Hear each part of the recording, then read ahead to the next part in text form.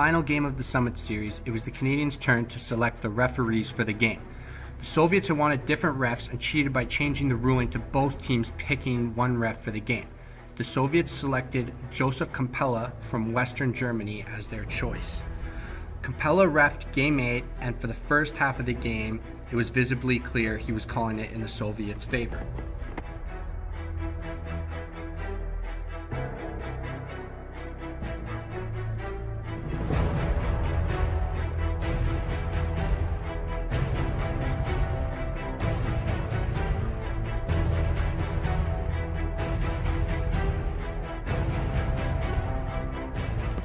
Kampela was calling non-stop penalties during the first two periods, mainly on the Canadians.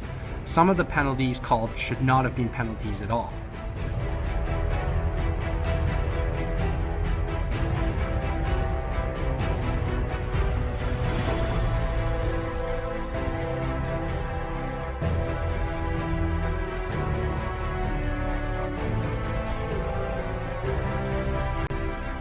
One of the penalties was called on Canadian player Jean-Paul Parise, who tried to check the Soviet player who had the puck, but only caught a little piece of the player.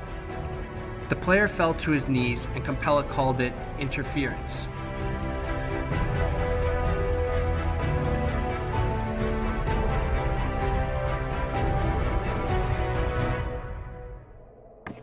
Parise, like his teammates, was very frustrated as this was the third penalty called in the first 3 minutes of the game.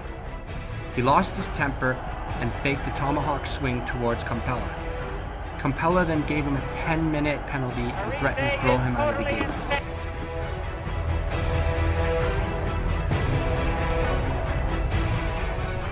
Kampela was also letting the Soviets get away with playing dirty during the first two periods and letting them get away with calls that should have clearly been penalties.